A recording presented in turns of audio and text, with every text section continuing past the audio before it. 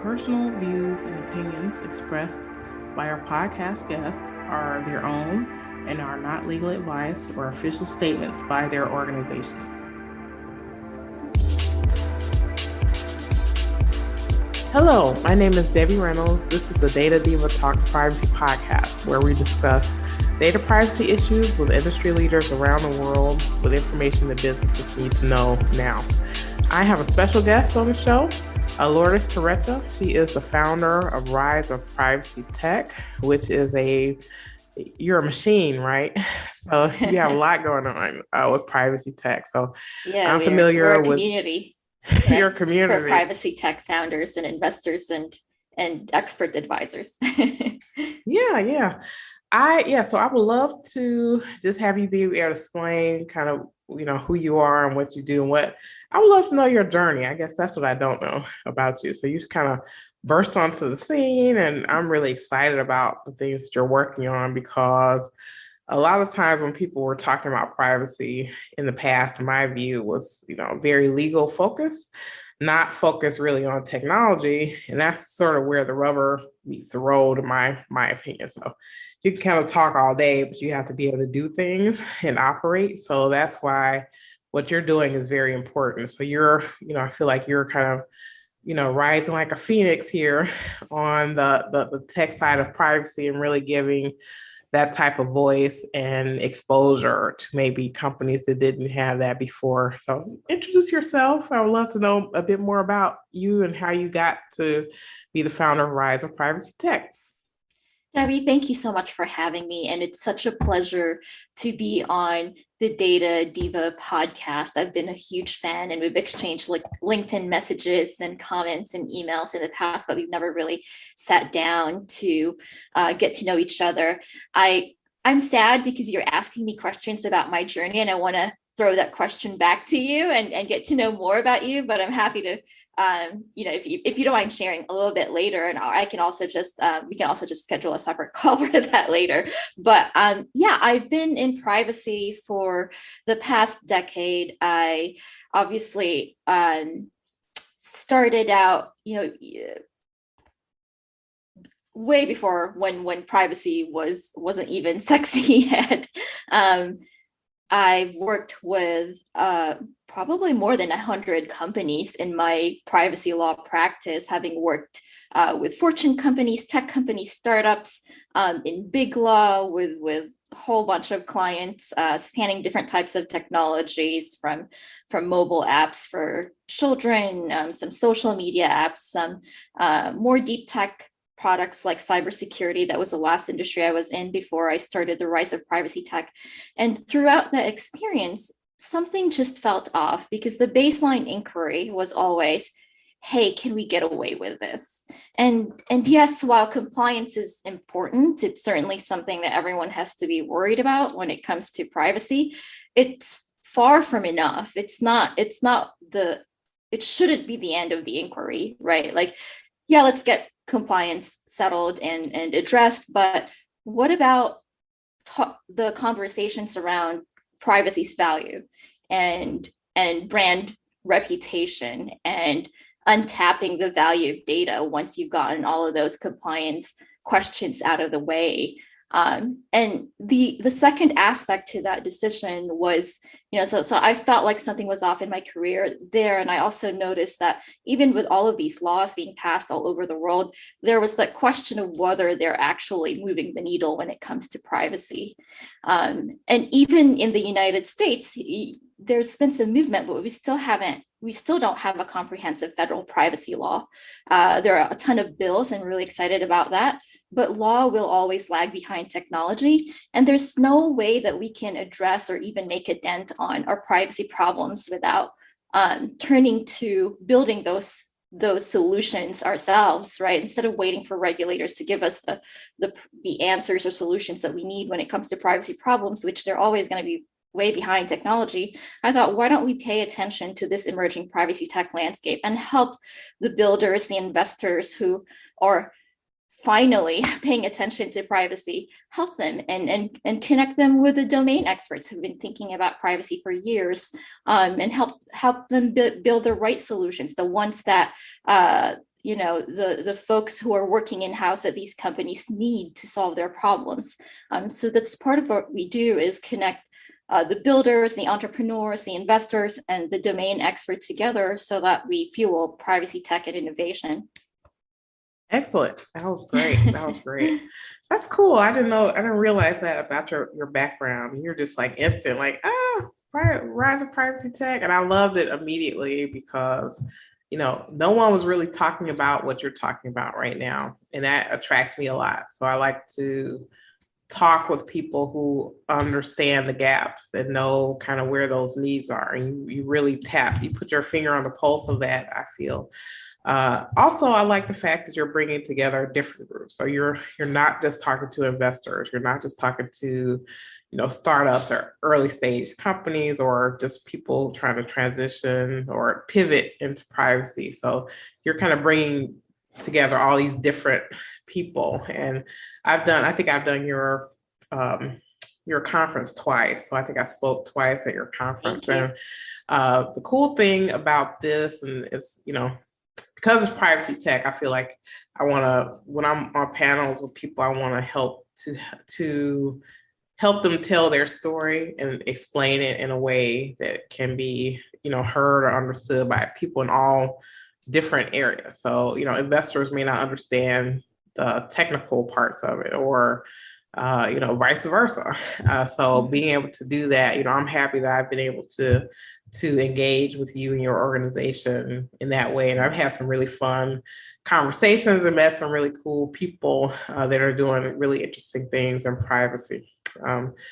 One thing I want to talk with you about, and I think you're the best person probably in the world to talk about, because I feel like you know this gap really well. So the thing that has been interesting, and people are very frustrated because when they ask me, they say, okay, well, we have this problem. And it's like, well, you could attack it from multiple different ways. And sort of, I think people think, okay, there's like one answer to these privacy problems. But the challenge that we end up running into, and I know that you know this, especially when you're working with investors, it's hard because the privacy tech sector is kind of a new-ish type sector, in my opinion. And so it's hard for organizations to differentiate these tools from one another. So someone who doesn't understand this area may think, okay, all these tools do all the same things, or all these tools solve the same problems, and they don't understand it because they don't understand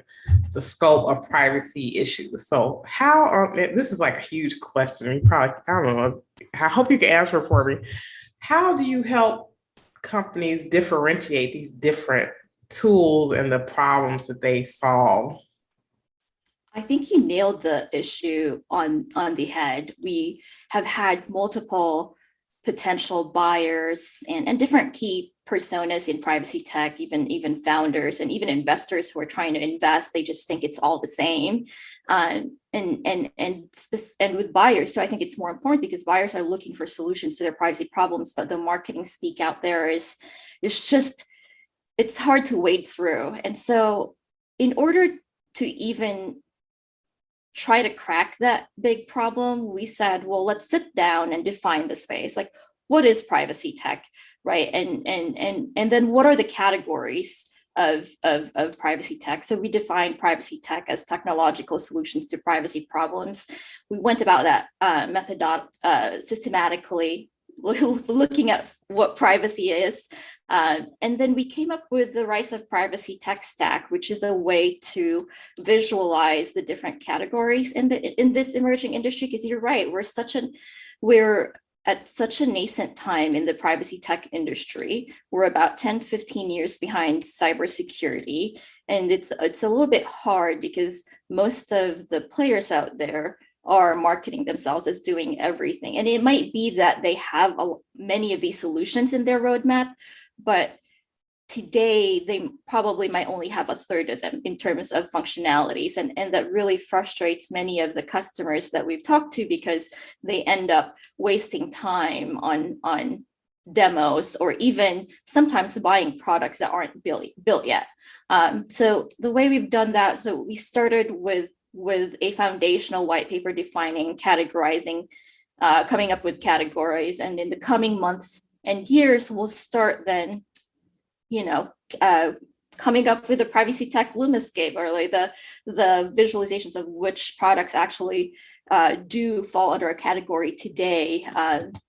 And hopefully that will help the industry so that when they're looking for a specific solution, and the way we've built it is there's the B2B side, which is the biggest side of privacy tech today. And then obviously there's B2B to B to C, and then B2C. But in the B2B space, we've visualized, conceptualized, and categorized the B2B landscape by looking at data lifecycle tools. A lot of the tools, the big players are playing there today. So we have the program management tools that we know of, right? The compliance work, the compliance program management tools that we've seen out there. Obviously, we address pets, and then we address adjacent industries, like data governance is an adjacent industry that's not primarily privacy, but overlaps with privacy. Security is obviously its own mature adjacent industry. But the most exciting part of the B2B privacy tech landscape, in my opinion, is the development lifecycle side, which is the shift left privacy trend that we've been seeing. Many of the privacy tech startups are building in this space and are closing rounds for those problems. And there's a reason for that, because we don't want to keep creating the same problems by building tools that are privacy invasive, or building tools in a way that doesn't help when it comes to governing data. So if we start from the very beginning when it comes to the development lifecycle, if we start solving the problem, then we're not just coming up with Band-Aid solutions. We're really going back to the root source. Yeah, this is gonna be great. You don't know how excited I am to talk to you about this. Like, oh God, you asked for all my burning questions. So there are two things that I'm noticing over the years in this landscape, and I was one of the early people that people started talking to me about OneTrust many years ago, and the reason why they stood out to me back then is because they were saying, we're going to focus on privacy. So they didn't say, I'm information gov and we're going to pivot into privacy, or I'm cyber, I'm going to pivot into privacy. So they really did that, and that helped their organization quite a lot to do that. So I'm glad to see technologies now that are saying, okay, this is our thing. We're not going to try to do 10 different things. We're going to focus our attention here. And those are the technologies that really get my interest.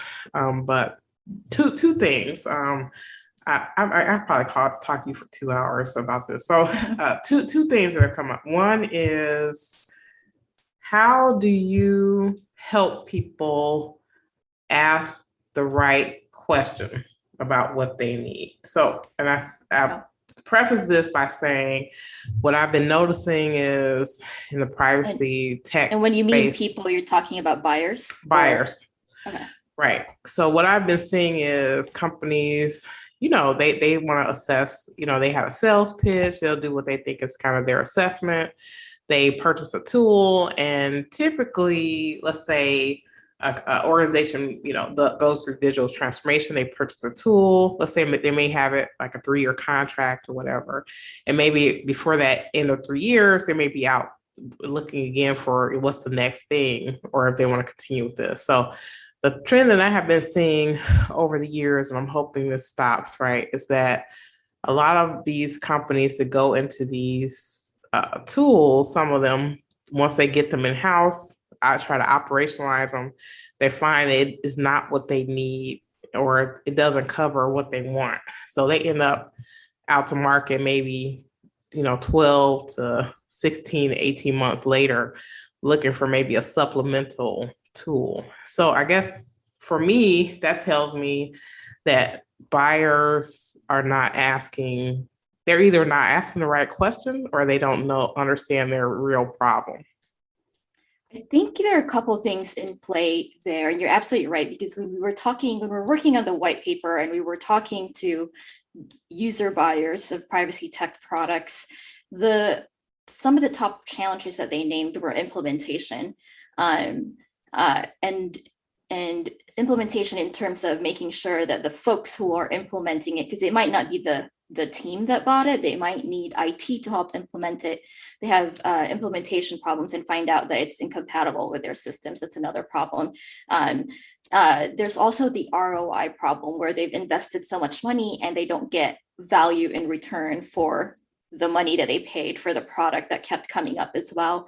And then they're just, simply ineffective products was the last challenge that they faced. And I think part of it, is that the landscape is too early, right? Like it's such an early time.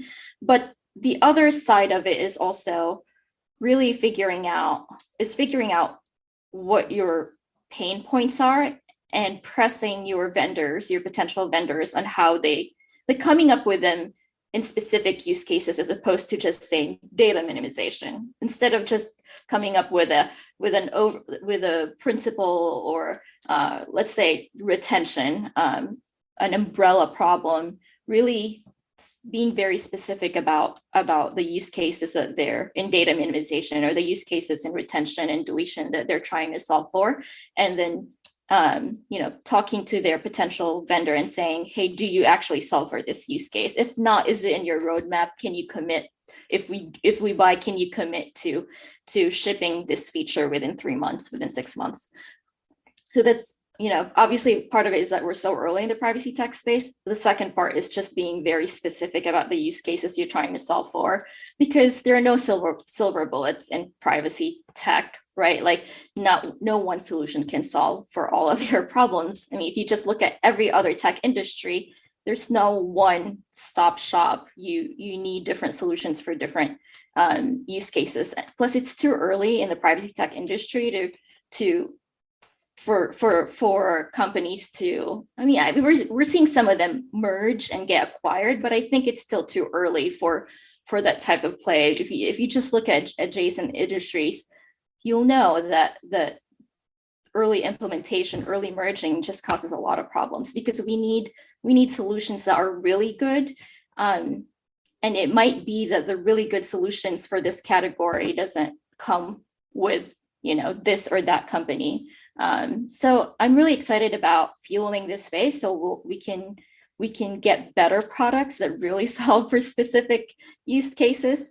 And I'm excited. There are a lot of people who want to help fuel this space, and part of our goal is to help buyers articulate what their problems are, and then to get that to those who are building, so that we're building the right solutions, as opposed to just starting with building without looking at the problem. So in tech, you're supposed to start with the problem, not the technological solution.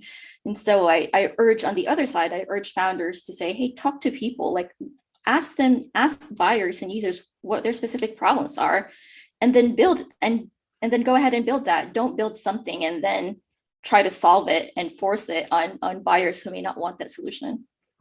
Yeah. So your advice is build it and it will come is not the way to go, right? No. Specifically, especially in privacy tech, where it's so early on, and there's so many privacy problems, and we really need to listen and figure out what those are.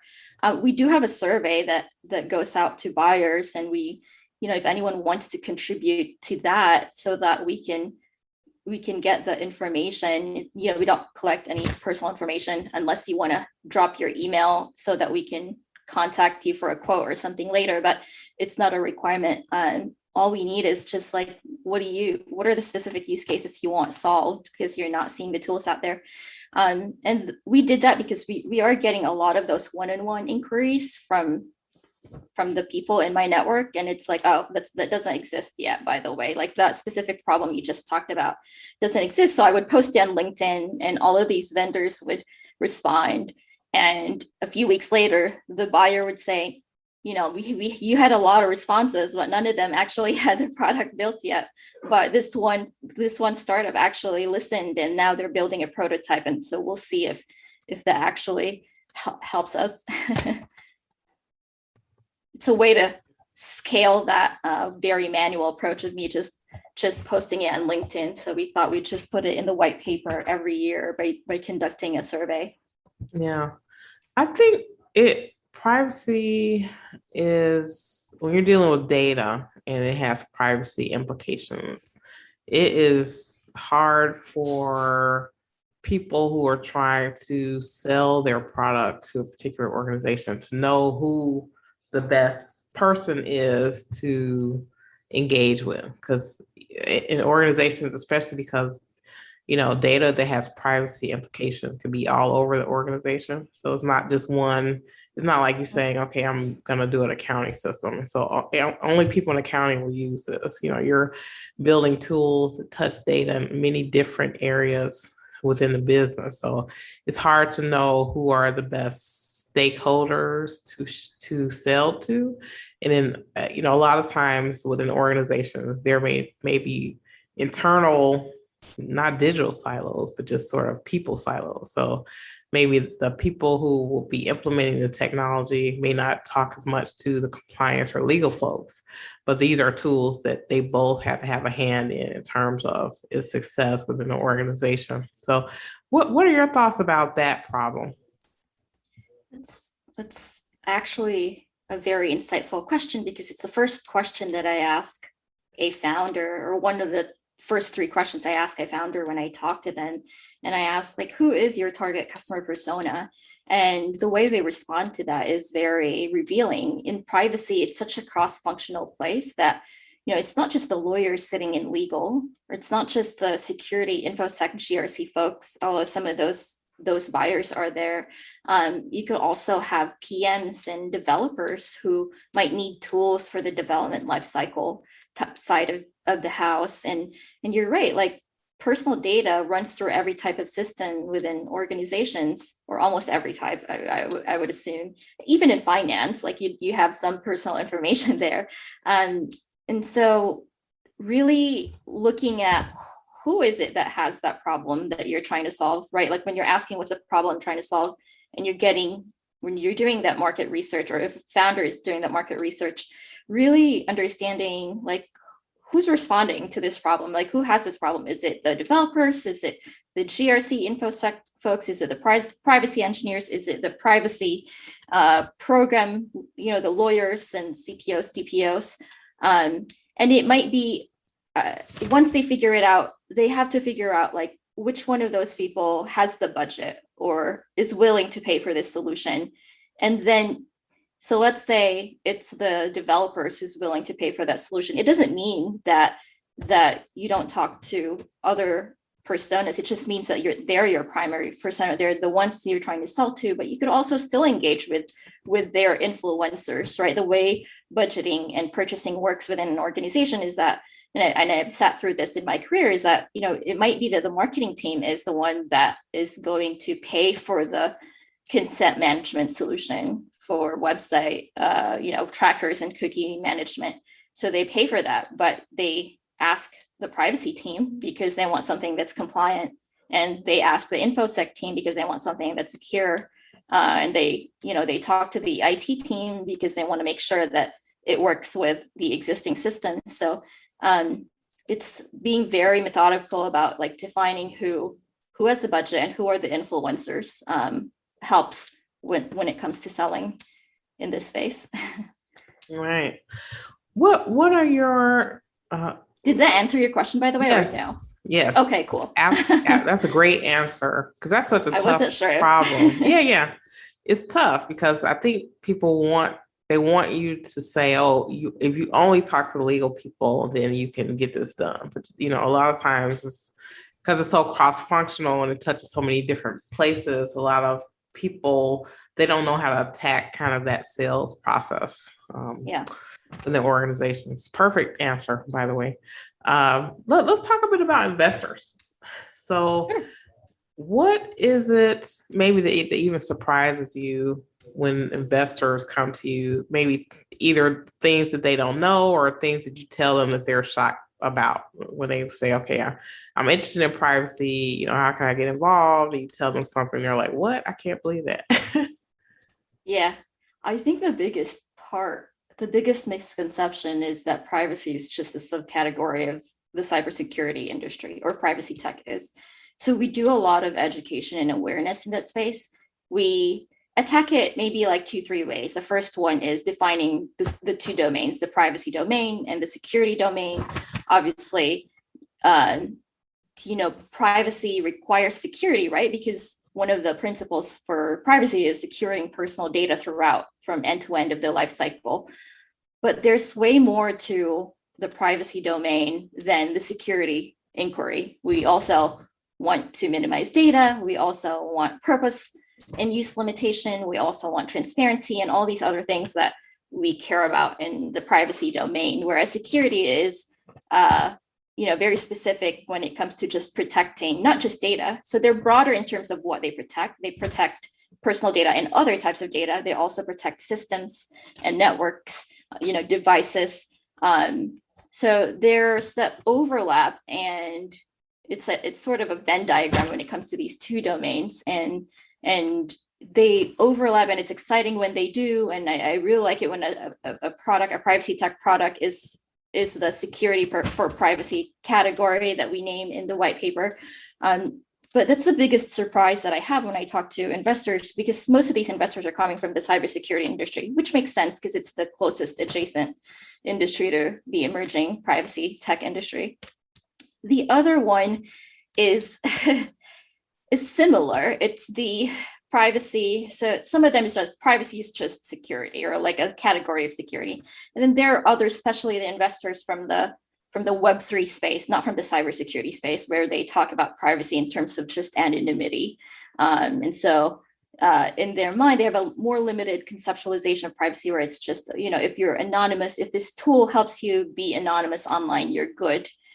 So they don't talk about control. What if an individual wants to share their data and is okay with not being anonymous? They're fine with being pseudonymous or even being public, but they still want control over their data. So we do a lot of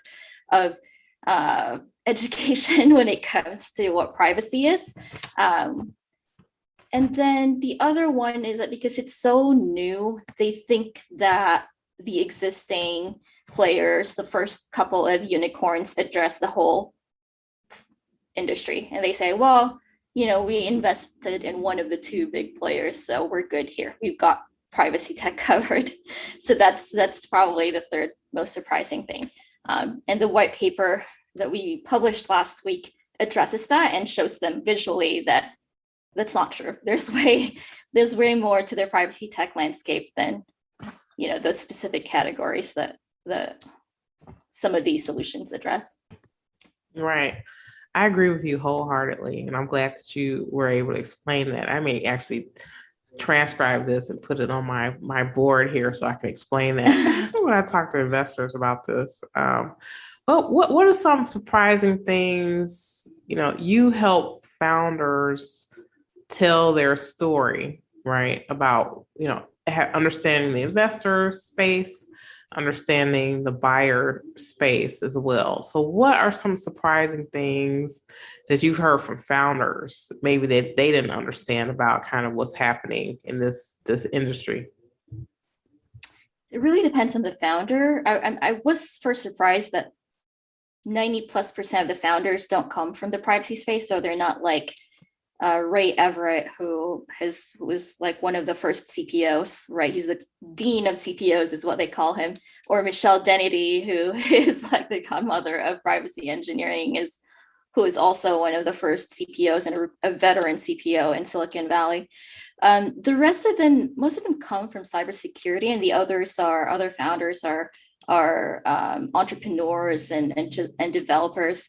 So it was a little bit, it depends on which type of founder they are. And so I think the most surprising thing has been the limited, depending on whether they come from with a privacy background or not, a limited conceptualization of privacy was the first one. And then the second one is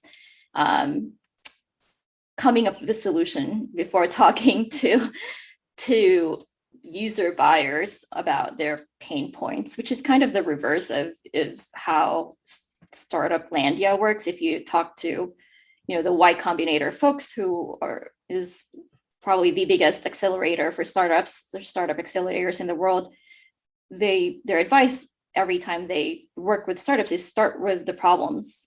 Before you build anything, start with a problem, talk to the user buyers, and then build something that addresses that problem so that they have to buy your product because you built that solution specifically for that problem. So those are probably the two biggest surprises that from talking to, I think, almost 150 founders, some of the biggest surprises I've dealt with in the past 18 months. Yeah. So what's going on? What's top of mind for you right now in this space? So it's new, it's emerging, it's changing very rapidly. The regulations are changing rapidly. The technology is changing rapidly. What's top of your mind right now about kind of the rise of privacy tech? So we need more investments. It's probably one of the top 2 or 3 things. So some of the things that we're looking at right now is trying to figure out how to get more VCs to invest in the emerging privacy tech landscape. That said, there's already been close to $6 billion, if not $6 billion already poured into privacy tech, with $4 billion in the last 3 years alone. So that's insane. But that's nowhere close. If you look at adjacent industries, that's nothing. So a lot of it's just talking to investors, sharing, just explaining to them this is the emerging privacy tech landscape. This is way broader than you initially conceptualized. It's not just a subcategory of cybersecurity. This is why privacy has value. Yes, I mean, the compliance conversation is helpful because it helps you support the need for some of these products, but it goes beyond that too. Like, it takes a lot of money for companies to try to re-architect their systems just so they could untap the value of data.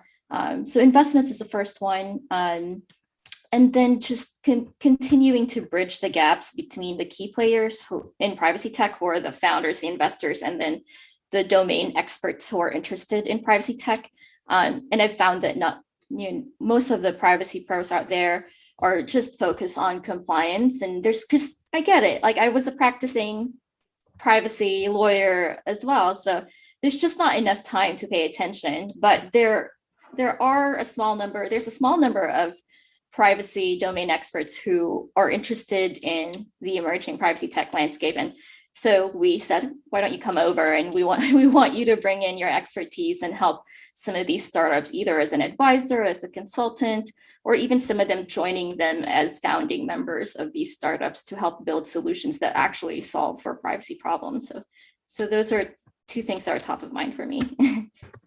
Very good, very good. And that's something maybe we could chat afterwards about this. Yeah, so of course. We may be able to collaborate on some stuff like that. I'm always excited for the opportunity to collaborate with you. So yes, please. That's very, very sweet.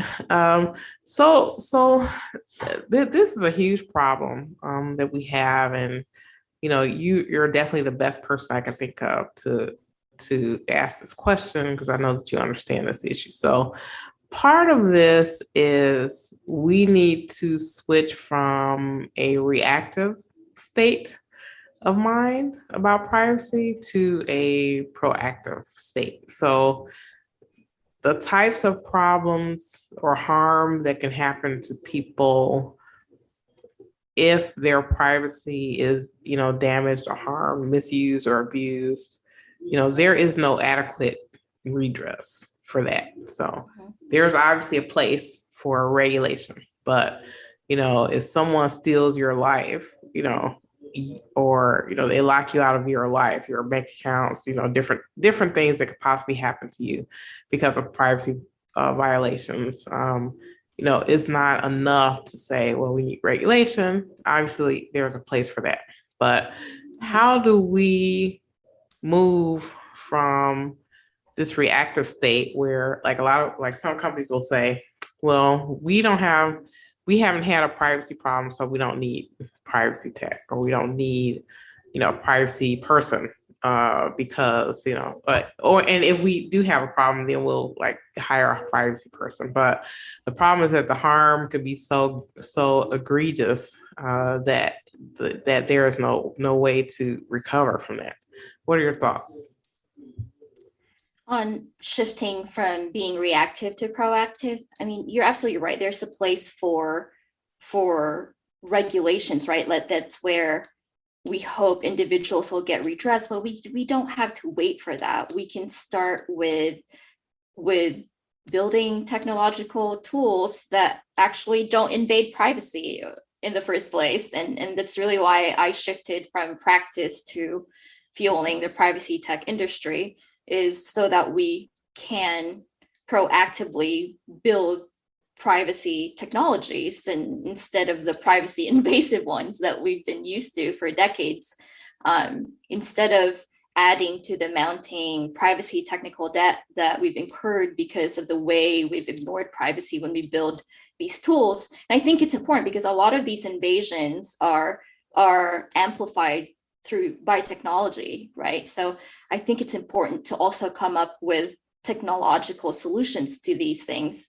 Yes, there are one-on-one privacy breaches done maybe by like a hacker, for instance, a malicious actor, an insider, bad actor. But many of the things that we hear about in the news are privacy invasions that are amplified at scale through technologies. So I'm excited to shift from a proactive, like suing or responding to a privacy incident or data breach and calling the FTC. I'm excited to shift from that reactive approach to, hey, let's stop building these privacy invasive tools and instead build tools that solve for privacy problems, or privacy tech, in other words.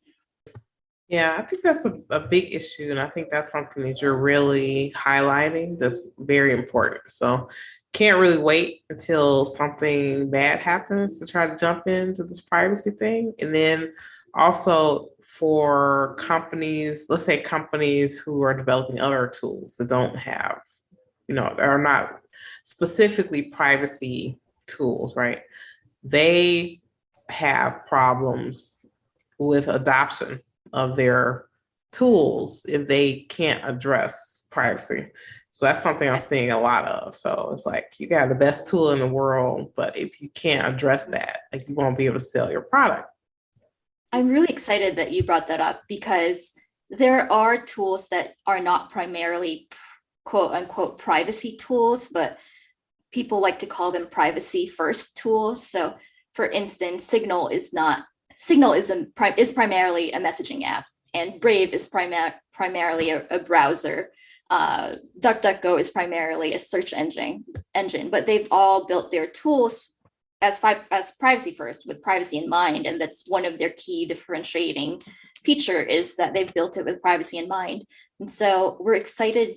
We call those privacy first type under the subcategory in the consumer side. So we're excited about some of the tools that are not necessarily for privacy professionals or privacy engineers or any of that, but do other primary functions, but they do it in a way that's privacy protective. And I think it's really smart. I mean, we've seen how Apple has taken the approach for years and capitalized on that. I'm not saying that Apple's perfect. I've gone on the record to criticize them when it comes to their mistakes when it comes to privacy, especially with with CSAM, their proposal. And I was excited to see that they put that on hold. But when something like that happens, it gives them a lot more leverage because they've been able to demonstrate for years that we want to take this seriously. So when they do make a mistake, privacy advocates are a little bit more forgiving and understanding.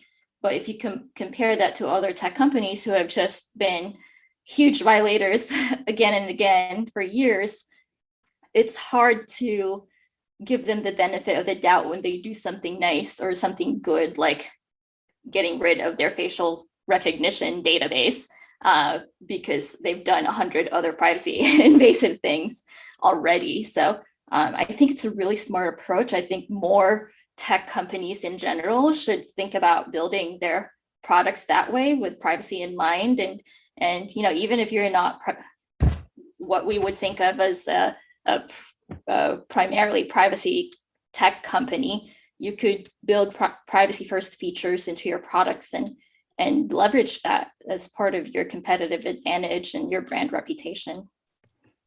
Let's talk about competitive advantage and brand reputation. So some people see privacy, because of all the regulations, they say, oh my God, this is like another tax on organizations. It's just another thing that we have to do and we have to deal with. But, we're seeing it, and I'm glad that you mentioned Apple. I don't think it is a coincidence that they had kind of their biggest quarter ever, Q4 2020. And I think part of that was a result of their app transparency push because people really wanted that. So I think what Apple proved there is that not only can privacy be an advantage, but privacy can be profitable.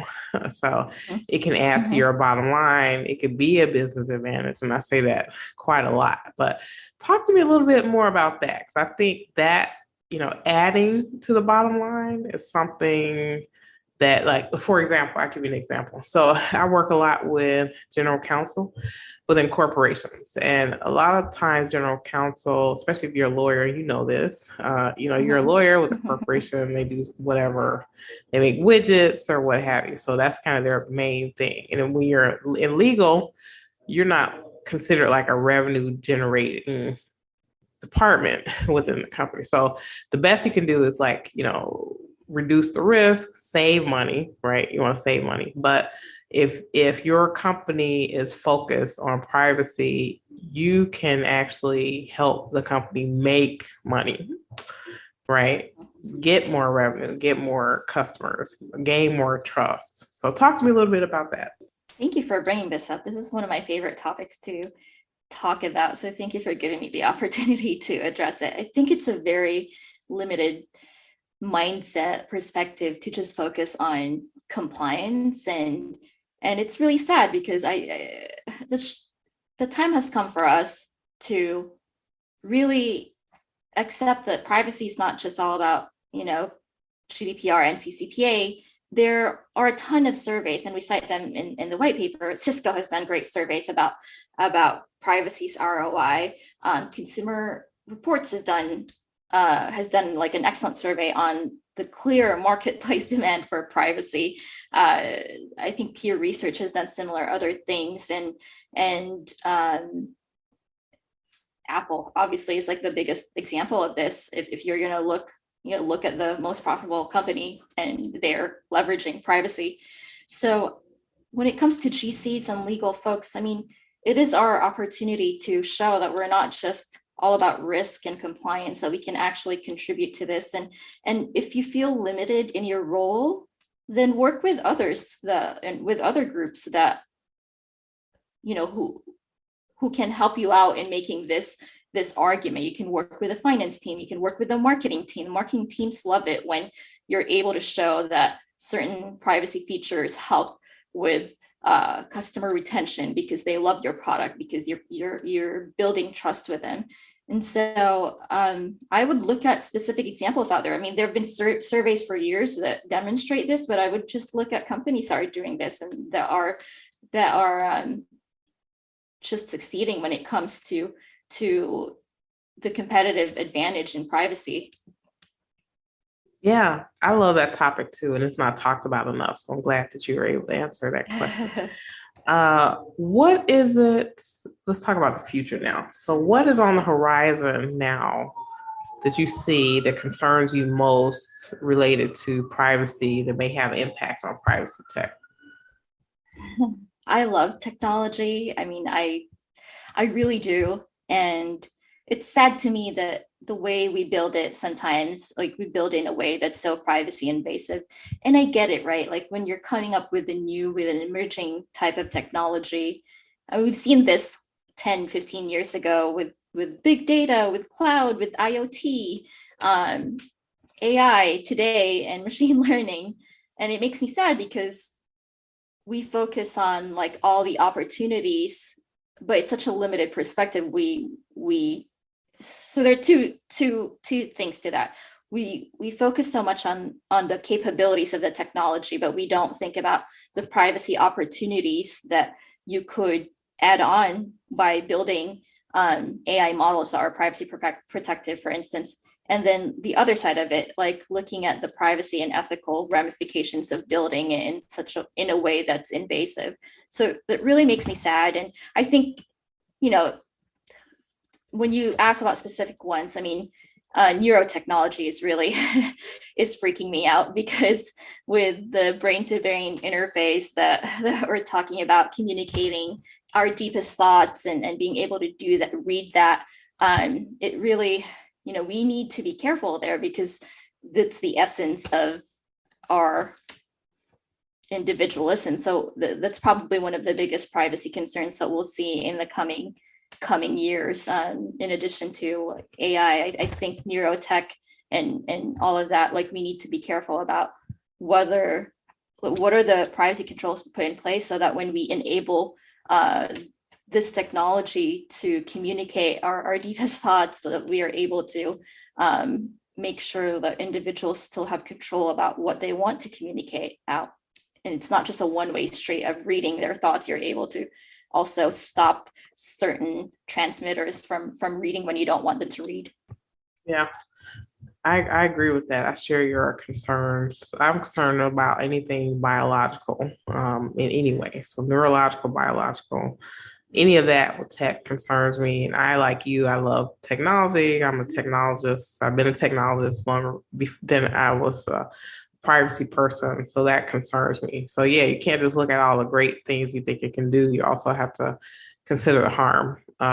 So this is kind of a lightning rod question, and Sure. and you addressed it, and I agreed with you on this. And part of this is related to CSAM, but not exactly. But there is this false equivalency that people make about privacy versus security. So you can have privacy, you either have security or you have privacy. And that's, it's kind of a zero sum type pursuit. And I don't agree with that. And I know that you don't, because I think you and I agreed on, we weren't a fan of the CSAM thing that was trying to be attempted by Apple. And, I see this come up a lot. It comes up all over the world. It comes up all over the world, especially when people, or especially around the places where people are trying to pass legislation about data and privacy of people. So they try to pit both security and privacy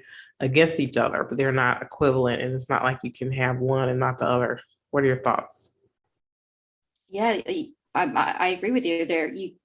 Let's not make false trade-offs. And I think it's true, not just with privacy versus security, which I hate. I hate that phrasing. It's also been true with other types of public interests. We certainly, privacy is not absolute, right? Like, it's not like any other right. It's not an absolute right. It has to be balanced with other types of rights, but we have to be careful about making false trade-offs between privacy and security, or privacy and public health, like we saw with the pandemic. Or privacy versus individual health when it comes to like one-on-one, same thing with the pandemic, or privacy versus speech rights. I think there's a way to go about it. And I think the way is to be very specific about like, what are we trying to accomplish? And do we really need to, we have to ask the right questions. Like, first, what are we trying to accomplish? Do we really need to be privacy invasive when it comes to accomplishing that goal? May it be a security goal or a public health goal? And oftentimes the answer is no, we can't have both. We can't have public health, individual health. We can have security, internal or national security, without invading privacy.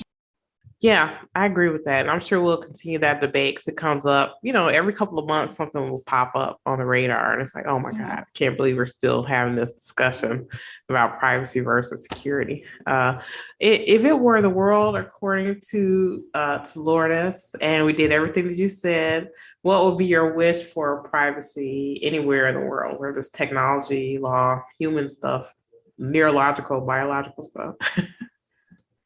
Oh, wow. That's a really hard question, because there's so many. I have such a long wish list when it comes to privacy that if I were to pick one, like, I don't even know which one to start with. I guess, if we start with everyone just being respectful of each other. So may it be with how we collect data, may it be with how we build technologies.